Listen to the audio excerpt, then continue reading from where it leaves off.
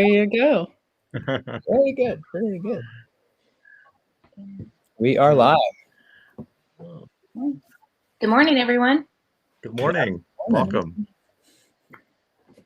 We're having just regular, comfortable conversation in front of you while you log in and get ready for the 9 o'clock. I see a couple. How's that water pressure over there in the Memphis side? Our water's good. Good? Yeah. Back to normal? Much better. It's back to normal. Water today too. Yeah. It's kind of dangerous when we don't do laundry around here for even 2 or 3 days. Oh, man. They were reaching perilous levels. Did it fall on someone? Close. Let's see. We have Calvary Episcopal Church making comment over there. That's great. Welcome. Let us know that you're with us if you like. You're not required, but if you say hello in the chat, we'll you'll be famous in this small format. Your name on screen forever. Yeah. 15 minutes. Yeah. Heidi, who's up this week at Lenten Preaching? This week is Jamar Tisby, who we will be discussing this morning, and his book, How to Fight Racism, which is his second book, just came out. And he will actually be here in person on Wednesday. So if you want to sign up to attend a 32 household masked, distanced event, now this is your week, because actually we have 2 speakers live this week. On Friday, we have Reverend Meredith Day Hearn, formerly of Grace St. Luke's and now of Cincinnati, Ohio, and her wonderful husband, Jackson, who is part of our choir for several years, will also be with her. So chance to see old friends this week in the flesh, if you like. Or Jackson's bringing the special, right? Is Jackson bringing the special at that service, I think? He's singing the special. Yeah. Yes. He is. He's singing. Getting back to our evangelical roots, the special, right? Yeah. Hey, Zeta, Vinny, and Raymond and Carrington. Yeah. Good morning. Julie, good morning. Yeah, Carrington from Norman, Oklahoma. Oh, wow. We'll Visiting speak loudly since it has to go so far. Come here, Jamar. All right. Yes, Yeah. Raymond was part of the discussion group last year. Jamar actually came to visit the Wednesday night group and He was did. scheduled for Lenten Preaching, but that something happened in between those 2 events that was rather momentous. Yeah. He was so gracious to do a podcast with me back in April, and it's interesting how prophetic he was. He talked about how this was before the statistics were revealed. He talked about how when white people get the flu, black people get pneumonia.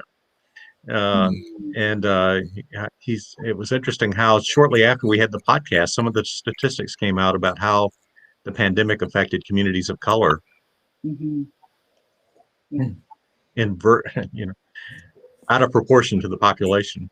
Right. Yeah, for sure. Yeah. Well, he's great in person. Y'all who are comfortable and want to do such a thing, you won't regret getting to see him in person, I think. Mm-hmm. Really a vibrant, smart personality. Mm-hmm. Heidi will do another live podcast at 6:30 Wednesday night. Yes. Is that open to the public, or that's just like it is? Okay. Yes. Okay. So we have 3 events this week that you can actually come to or watch. Noon on Wednesday, 6:30 on Wednesday. Both of those are Jamar Tisby, and noon on Friday, and that's Reverend Meredith Day Hearn. So, Right on. lots coming up this week. It does not feel like it's a truncated schedule this year. I feel like we are still jam-packed with Plenty going on. and excitement. Yeah. Mm-hmm. Alice Shan says she's painting while we talk. Maybe she can put a picture in the comments afterwards. That's right. That's right. We don't know if she's painting artwork or painting a wall, but she's painting. Yeah. I'm sure it will be a work of art wherever it is. Right. See, Rose is joining us from Texas. Suzanne? Morning. Morning. I think it's 9 o'clock. We'll begin our conversation as more of you join us. As we mentioned, we are discussing Jemar Tisby, who's our Lenten Preaching Series speaker, both Wednesday at noon and at 6:30. And Jamar wrote a book a couple of years ago, The Color of Compromise, where he looked at the church's complicity in racism in the United States. And we had a discussion of that book last year leading up to Lenten Preaching Series. And many of you participated in a discussion group on Wednesday nights. Jamar was gracious enough to come our last night. And he was to be one of our Lenten Preaching Series speakers. And the pandemic hit, and unfortunately he was not able to join us for that, but he agreed to do a podcast with me back in April. We did a series of podcasts with some of the Lenten Preaching Series speakers who weren't able to make it, and he was our first, and he was so gracious in that regard. And he has just written a new book, How to Fight Racism, that takes the final chapter of his first book. Heidi's holding it up. His final chapter was after looking at the history of the complicity of the church with racism, is what can we do about it? And he said that's the biggest question he gets asked everywhere he goes by all communities, is what can we do? And this whole book is more of a how-to manual, but it's a lot more than that. There's a lot of theology in it and a lot of meaning, and a lot of, you see Jamar personally, his story and people, both historic figures and others who've influenced him. So why don't we kick off the discussion with, he opened his book in chapter 1 with something is different this time. Of course, so I assume he was probably writing this around the summer of 2020. And he talks about the events and protests from that summer. And he really, his introduction asked a question: Will this lead to lasting transformations in racial healing and justice in the United States? He mentions that there have been other events, but there seemed to be something different about this one. And I had just kind of a follow-up. How did the death of George Floyd and the events of last summer affect you personally? So anyone who wants to take a look at that, both the impact of last summer, long range, short range, and maybe on you personally. So that question or that statement, something is different this time, reminded me that the last time I saw my parents, they live in Iowa, we got out my mom's wedding things and her engagement things from 1964 and 1965. And she had kept the newspaper that had her engagement announcement in it. And I was just looking at what was on the front page 50 some years ago. And I said, oh, look at that. It's the summer of 64. The 3 civil rights workers were missing in Mississippi. And there was a story about that. And I said, do you remember that? And she said, honestly, it seemed so far away. And she was living in a tiny town in South Dakota where, even though the story was in her newspaper, those events, which to my mind so much later were momentous and kind of a tidal wave, seemed far away. Whereas this past summer for me, the protests, the video, all of that seemed very close. There was kind of no way to not know about it and kind of wonder about your place in it. So I think some things are different now, that we feel that it is something that cannot be somewhere else. It is everywhere in the world, small towns, and even internationally, this is an issue we need to reckon with.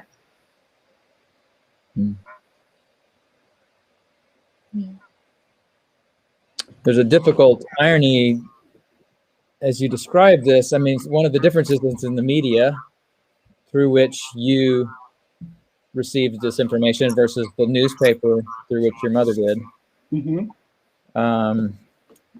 which both made it really difficult, I think, for a fair-minded person to look away from. Right? We looked at these scenes, these horrific scenes. Difficulty is, it seems like that same media, that same way of getting information across was being used at the same time to inflame hatreds, to divide us further. That's really difficult for me right now to think of. The thing that made the evil that happened so compelling was also a way that misinformation and hatred was spreading through the world as well. And so I think of that when I think of this year as well. What does that mean for responding to these events?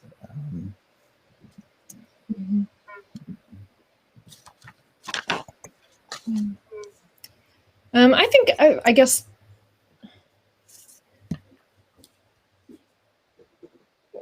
the earlier point about how the pandemic was outpacing its effect on communities of color versus white communities. Coupling that with this video of George Floyd dying, being murdered. There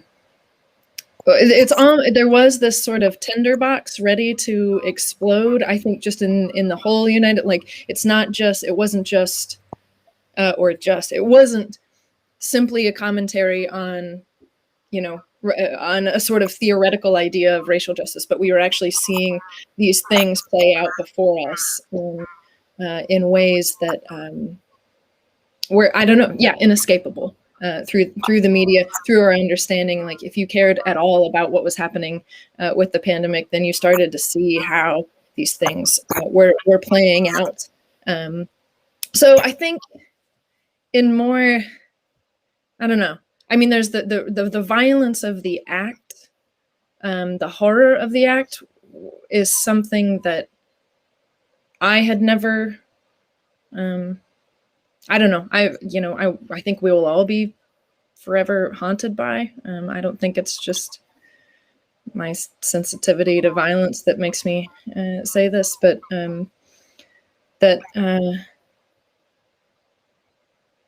what I'm hoping is that, is it okay to say, like, I hope he's right that something was different about this? I'm not so sure in terms of what these steps are in this, as he would maybe say, this arc of justice that Jamar Tisby wants to lay out for us in his book. I don't know if this was just a natural step or one of those catalyst moments that will be something to reckon with. I do hear a lot of talk about police reform still, and it's not quite a year later, but it seems like there was something of a real conversation that got started, and people looking at, the budgets of police forces versus the budgets for everything else in their cities, including in Memphis. So I will hope that is true. It certainly felt different than anything else had ever in my life, but from an historic perspective, I will hope. Yeah, it was interesting. Last summer, I remember Amber and I participated in a clergy protest one Saturday afternoon, and it was a Clergy March, really. And there was something liturgical about it. And we would stop and kneel for 8.5 minutes on the pavement. And I learned, how long 8.5 minutes is, how uncomfortable it is to your knees to be on the pavement for that long. And it gave you just a minutia of the sense of what George Floyd went through. But what Scott was describing, and Heidi actually seeing George Floyd, seeing those 8.5 minutes was just so powerful. And my thought is, this must have been what it would have been like to see a lynching, live. And And it was just really powerful. But it was those moments that we had were just powerful too, of just kneeling for 8.5 minutes in silence. It was just amazing. And Amber, I think you're right. I think Jamar leaves this as sort of an open question too. There have been some things that we've seen as a Mississippian. I wondered if we would ever change our state flag, and that's happening. Yeah. And there have been some other things that we didn't think would happen that have happened out of this, but there's still so much further to go. And I think that's one of the points of this book, is getting into that. I failed early on, I think, to introduce you, Heidi. I think most of the people here know the clergy, but Heidi Rupke, our Lenten Preaching Series coordinator, is joining us for this conversation, and we're delighted for that. And a reminder, too, that you can put in questions, type in questions. As many of you wished us a good morning, but you're welcome to type in questions or comments, and we'll try to address those some as we toward the end. And I encourage you to do that.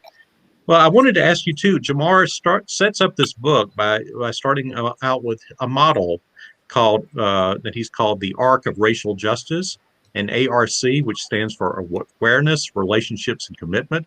He actually diagrams it as a triangle with a circle around it, with these three elements or components of racial justice. And and he said, they don't happen each in their own silo. They happen simultaneously, and you can kind of start anywhere on the circle. He said, don't be paralyzed by trying to do it all. Just try to do something, and it may be in one of those areas. But what are some of the things that you think about those three areas that maybe you see that you're drawn to, or want to look at in your own life, and maybe what can each of us, and maybe what can Calvary do as a church to draw us more into that model, three areas of that model? Well, I'm really interested, and I think where I feel like there's this thing that gets stuck is that when he sort of outlines the difference between the individual response and the collective response, right? And we were talking in the way you posed your first question, like asking us where we were, what we felt, what we did in response to the things that were unfolding around us, and what that means as a sort of collective understanding of how racism works in our society today. And that I feel like it's that conversation that folks miss out on the most. It feels like the only people that this is a terrible generalization to work within this mode of generalization, is that I meet the people who are like, racism is this individual action that I perpetrate against another human being, or that someone else does against another human being, right? This very clear kind of thing. Or is it a kind of collective understanding? Is there something in the system that is broken? And a lot of folks sort of gravitate towards that, of what it means to change the system. And so I appreciated him trying to bring these two things together in there in his conversation in this book. I don't know that I am personally drawn to learning, and I'll show up at the protest, no problem. Like I don't, but for me, the sort of entrance into these sorts of things is through understanding what has happened in our past, that gives me an understanding of where we are at today. Yeah. Well, I think the systems and the collective is made up of individual actions, right? Right. So if we begin to orient as a lot of individuals, we will begin to move the collective. I think that's a really good distinction, because what do we have control over in the collective? We can't change history. We can learn about it, we can share it, but we can orient ourselves toward more learning and changing the collective through our individual actions, I think. Yeah, and I think as Christians, we have powerful, interesting, complicated language about this too, where there's the way we understand the brokenness of the world is that part of what's broken is me. And that should be a short step to talking about systems, or in Paul's language, powers and principalities. There's this sense that there are things, there's energy moving through the world that's damaging. Or it was interesting, I looked back the Sunday after George Floyd died, I remembered I was preaching, but I'd forgotten it was Pentecost. Where the thing that happens in Pentecost is the Spirit blows through people. And the stark contrast in 2020 to me is just some horrific spirits blowing through, clearly gathering steam and some powerful spirits blowing through people. And an awareness, that's on the awareness side, that led to a lot of folks in the last few years really drilling down and learning things like that race itself is a construct. This is something from Jamar's work, some things, just the strange history and just how intentionally it was created for economic purposes in our country in a unique way, coming to grips with that awareness. But again, as Christians, so I think we both have this humility about me as an individual, and hopefully a sense that I don't get off the hook by saying my motives are good and I did the right things. Sin is bigger than me.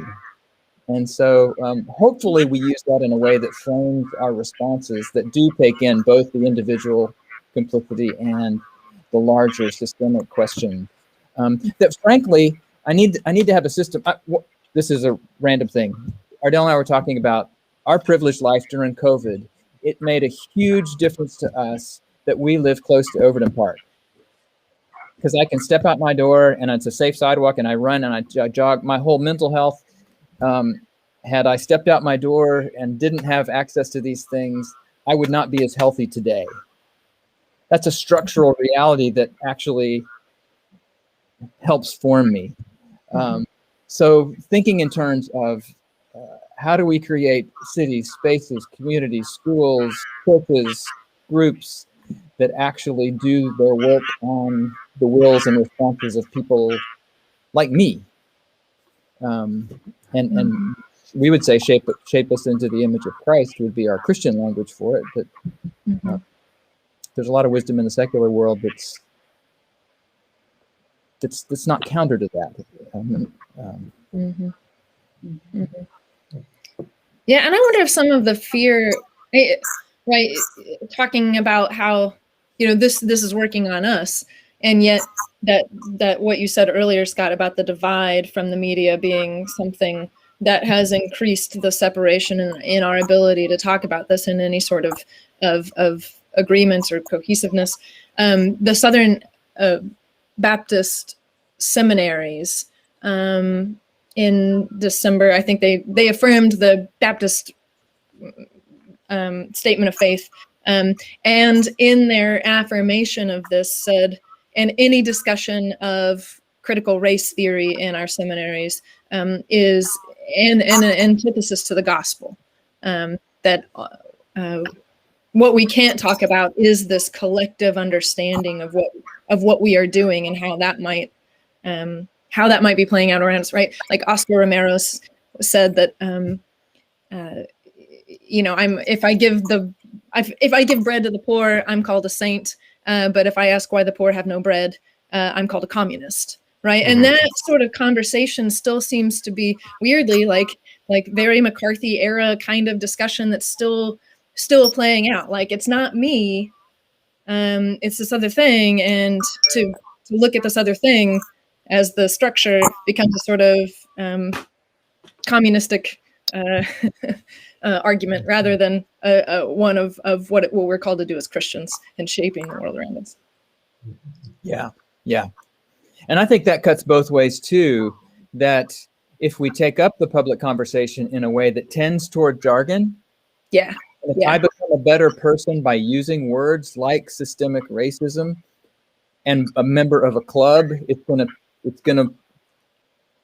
that's the direction we'll move. Then they're going to say, well, we know exactly what this means and you're out. And so we're not going to raise those ideas. So how we break away from these siloed kind of thinking where we know we're in the club if we use the right language, rather than, no, there are structural sins that we have to actually go to work dismantling. Yes. Ways that are real, not ways that make us feel like we're on the right side of history, but ways that actually move the dial toward justice. And draw you personally closer to the Black people around you. I mean, that there's got to be something in that of it not just being a theoretical exchange too. Yeah. Well, I noticed in the comments that Ruthie mentioned as a citizen of the Cherokee Nation, they've experienced racism on federal, state, and local levels. And I think that was sort of the first racism in our country, right? The idea that Europeans could come to a place where people were living and claim it and remove others. Last year, we talked with Caitlin Curtis, who is a member of the Potawatomi Nation, and she talks a lot about how her faith gets it's sometimes at odds with her Christian faith, with her and its roots in the removal of Native American peoples from the land where she now lives. So I think that racism is I think Isabel Wilkerson calls it a caste system. There are many levels, and it's not a binary. We've kind of assigned these different levels to different groups in our society, mostly based on race, but also other factors. So I think my point here was just kind of putting it through a many-faceted and complex lens that is not just black and white. Yeah. And Jemar actually quotes a theologian, Willie James Jennings, who said that Christianity, wherever it went in the modern colonies, inverted its sense of hospitality. It claimed to be the host, the owner of the spaces it entered, and demanded native people enter its cultural logics, its ways of being in the world, and its conceptualities. And I think that Ruthie's exposed me to a lot of the Cherokee culture in Oklahoma and other places, even at her school, Haskell Indian Nations University. The part of the history of that, it was a school that really tried to take Indian children and assimilate them, dress them in the white person's clothing of the time, just try to destroy their language, culture. And we can see that with Black Americans too, with many races.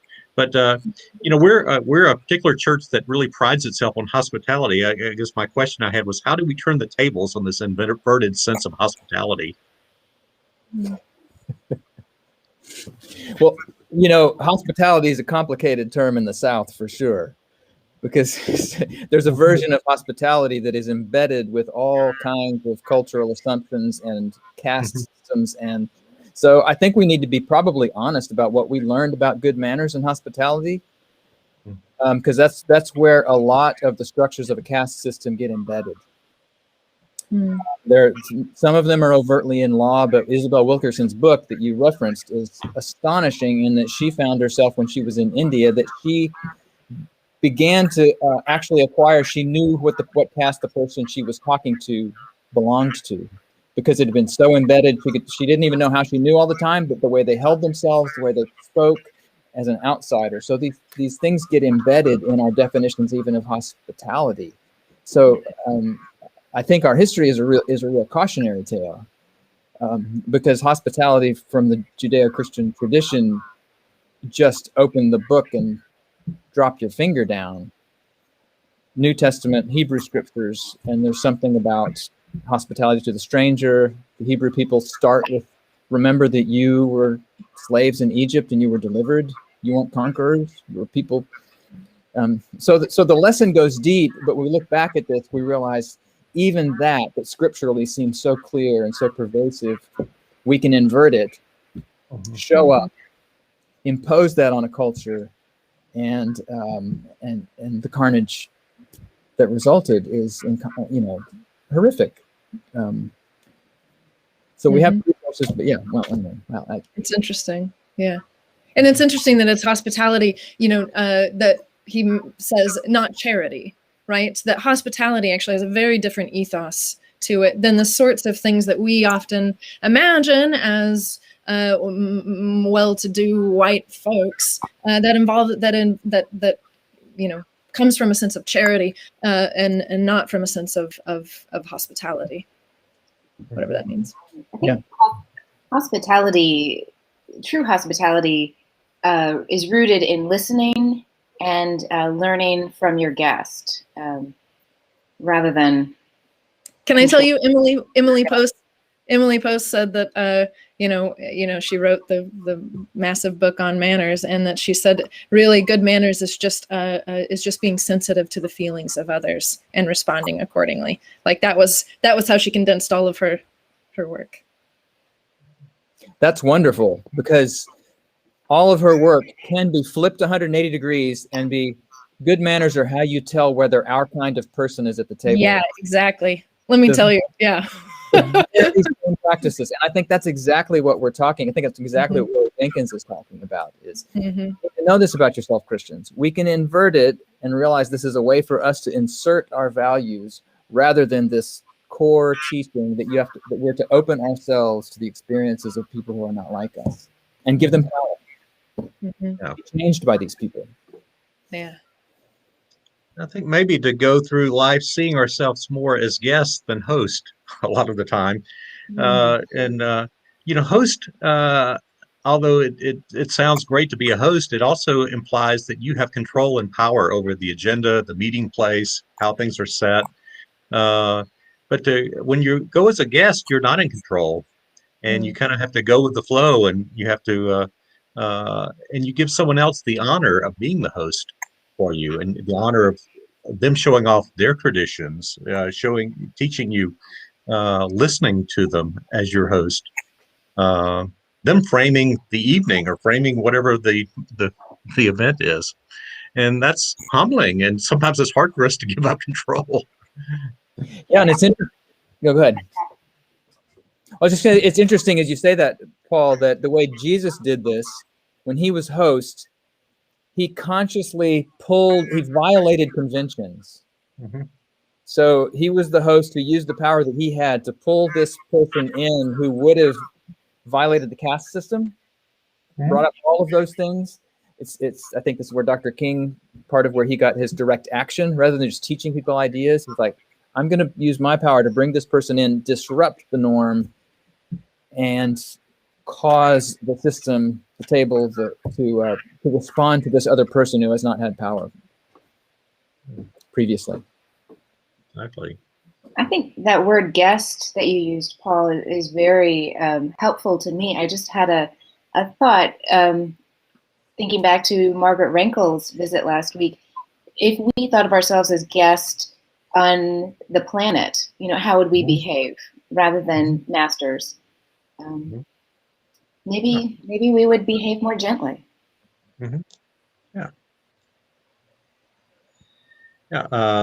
Raymond notes, he said he's reminded of the significant change is implemented in small incremental steps in his experience with Jamar in his book. He said, nudges this white boy of the 50s and 60s forward in understanding in a good way. And I'm glad that Jamar's work is doing that for you. And I think you'll all experience that on Wednesday as well when he's here. Jamar, he contrasts courageous Christianity. In fact, that's part of his subtitle with complicit Christianity, which obviously was part of his subtitle of the last book. What does courageous Christianity look like for you, for us as Calvary, for Christendom, or whatever? How do we become courageous Christians?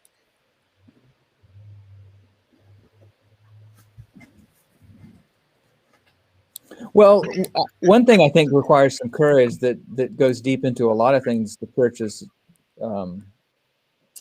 struggling with right now, including whether it's going to continue to be a thing, just the decline of Christianity. I think courage takes letting go of some control.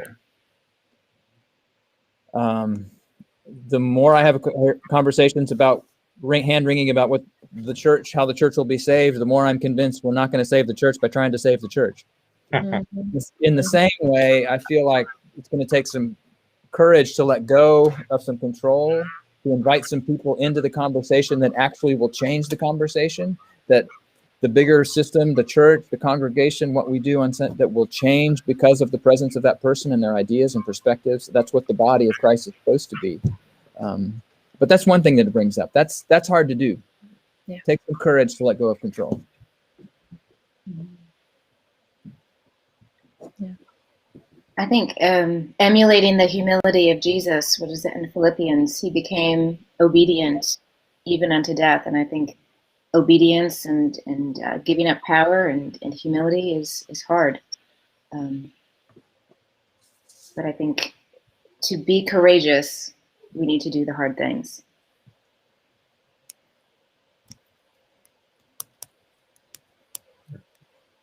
A reminder that we're about 15 minutes away from ending, and we'd love to get more questions or comments from you online, so that we can incorporate those in the conversation. So please share us your views of what it means to be a courageous Christian or anything else. And Jamar also writes, the racial segregation we see on Sunday downstream from the racial segregation we tolerate Monday through Friday.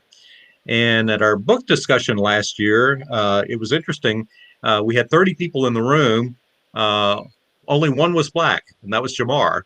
And Christine Todd, as she so often does, asked the elephant in the room question. She said, why are there 29 white people and one Black person here? We're supposed to be a progressive liberal church. Why don't we have more Black members? Why aren't more Black members or Blacks a part of our conversations? And so what do you think those two statements he talked about, racial segregation we see on Sunday is downstream from racial segregation we tolerate Monday through Friday, and to have integrated churches, you must live integrated lives. What does that mean to you?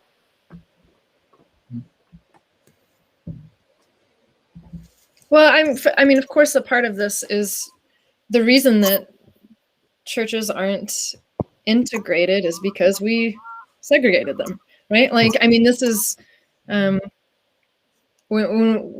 perfect example of what systemic means. It's not that maybe that there's a personal animosity at work, but when the African Methodist Episcopal Church was forced to form because of segregationist policies within the structures of the Episcopal and Methodist churches, it broke us off, right? And that split became something that everybody lived into.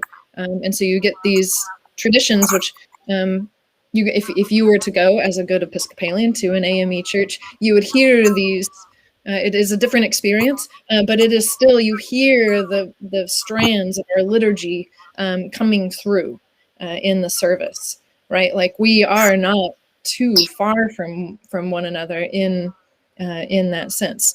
So there, how does one bring something back together that is broken, right? Like what does it mean to put these things that we forced apart back into a room together? Well, I mean, that's a great question that a lot of people spend a long time asking.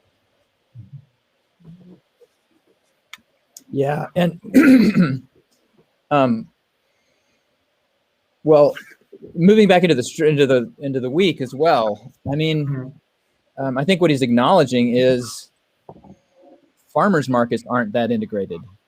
All kinds of NPR listener lists are not that integrated too. So a lot of our lives are naturally segregate. And how do we mitigate? Again, our neighborhoods are not. Like what we know about our neighborhoods is that more and more, not just racially segregated, but socioeconomically, you're less likely to live close to someone who votes differently from you than a few generations ago. So there are forces in our lives that are pushing us away in all kinds of dimensions. And within those, they can reinforce a sense of, well, it's not me. Mac and I, who works at the Hub, we exchanged a few things. He told me that I'm not sure I should recommend this, but Black hashtag Black AF. A couple of episodes of this show he wanted me to watch to get a sense of what it feels like to be a Black person navigating America. And I handed him a book that I have called Stuff White People Like, the unique taste of millions. And basically, you know, these are liberal white people, right? You listen to NPR, you drive a Subaru, you like bicycles, you wear New Balance shoes, like just all the stuff, you know. and it's fascinating that these are the kind of forces that we end up in very different settings, like churches. So I say that just because I think what Jamar is getting at is kind of in the same way that we lay everything at the feet of schools now, that we say, repair these children. Why aren't your test scores going in the right direction when there's a whole upstream that has to be dealt with? Sometimes Sunday morning we have to figure that out to be an image of what the world ought to look like. But Jamar's challenging us to go upstream. The only other thing I would say is he also says clearly, and I've heard other Black pastors say the same thing, is listen, the Black church was and is essential. There have to be places within the empire where we set the rules, the agendas.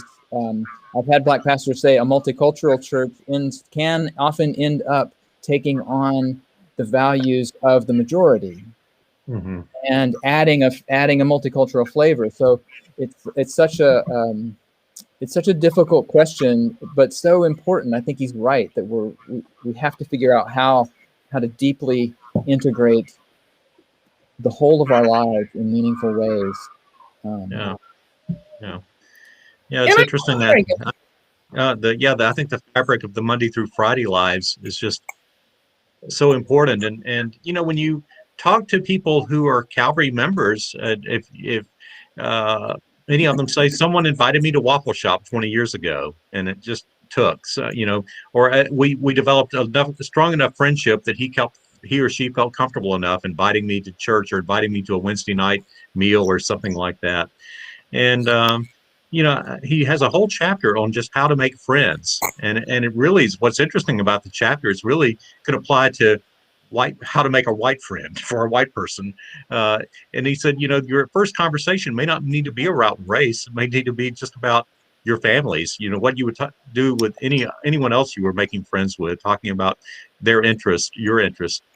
So it's just interesting how it starts with that. And I agree with you, Scott, there may or may not be a place for, you know, in terms of obviously we would probably love to see Calvary being more multiracial, but at the same time our Black churches here in Memphis make a huge contribution and have historically and continue to do so. So I think there's really something like important about mentioning that you know, the Black church is essential. That can we keep as a part of our conversation on segregation, the idea of people being welcomed and invited and a part, you know, as integral parts of each other's lives, while also retaining. The closest thing I have to that is what it is like for me in the very few times in my life to enter into a space that is entirely made for gay people, right? It's just walking into that room for that event or that party or that bar, whatever it is, it feels like this release of a tension that you don't even know that you have as you just walk around the normal world. And to say that, like, my experience is, of course, much different than what it means to have experienced racism in all of its ways in our society. But to kind of keep a hold of that, to name that value of that there are good spaces that can be held and cherished, that we don't have to claim this sense of color blindness or that there's no difference between us or whatever. Like, we can have that and we can have a sort of difference in who we are and the value of those spaces. But how do we not let those spaces dictate the rest? You know, it's complicated. It's complicated, but just to say. Well, I think the important thing too is in what you're describing it's important to keep in mind, if I'm in the majority and I hold all the power, I'm a white male. So all the spaces except a few are made for me. Mm-hmm. So that needs to change. So it's a slightly different conversation when I think about what does the space where I have the power is in church look like. And so I love the way you named that folks for whom culture has made them second class in one way or another, or beyond some pale, have to have these bastions. I don't think I get to ask the same question. I can't say the same thing about my church, even though I have to. That makes it complicated, but I don't know. That's where I'm struggling with this. It seems really, really important to say the importance of safe spaces and differences in cultures that won't attract all kinds of people, and we need to flourish and be fed, and yet somehow not quite let myself off the hook, because I have more than my share of safe spaces in the world. Yeah, noted. Yeah. I like the word authenticity. I don't even remember exactly where we started here, but in our relationships, and not sort of setting out with an agenda, which is power in a different form, but of offering ourselves and offering ourselves to be transformed in ways by other people. I think that's another area for Christians to explore. Right. Courage means you're going to be afraid, right? Like there is no virtue of courage without an active sense of fear in what you're about to encounter. So to not name it as a like, oh, aren't you so virtuous? No, I mean, courageous is a good word here. To say, I am afraid of this and I'm going to show up to this. Yeah. Ardell had a great, back when Kate was really little, she came home and said, Jordan is so brave. She can jump off the top of the monkey bars. And Ardell said, maybe that's not hard for her. Yeah. That's brave. That's not brave. It's not brave. Yeah.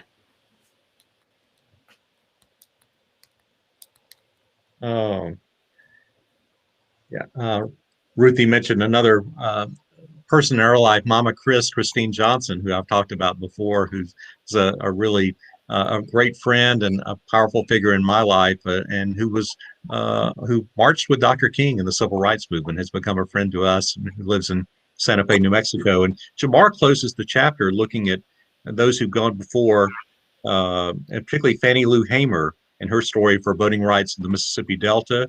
And I don't know if you had a chance to look at her story and her example. What inspires you about her and gives you hope, if you had a chance to read that? And it was amazing that she had to work in the cotton fields and only had a 6th grade education, yet she wound up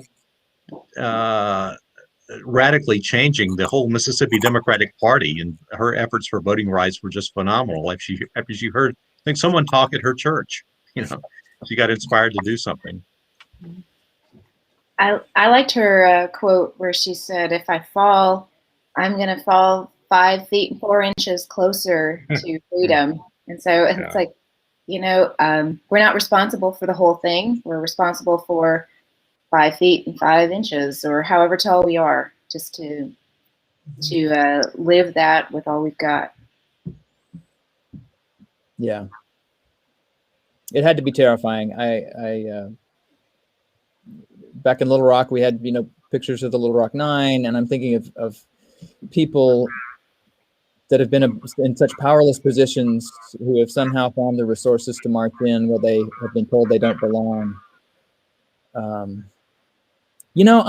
was uncomfortable when I was wearing a mask, and I walked in early on and people weren't wearing masks, and it made you feel stupid, like something trivial. As far as the way that cultural norms, as we're navigating these things and expectations, to think of a young person or a Fannie Lou Hamer marching into a place where a few people knew deeply that they belonged and had every right to. It astonishes me to read these stories still. I just can't imagine the courage it took.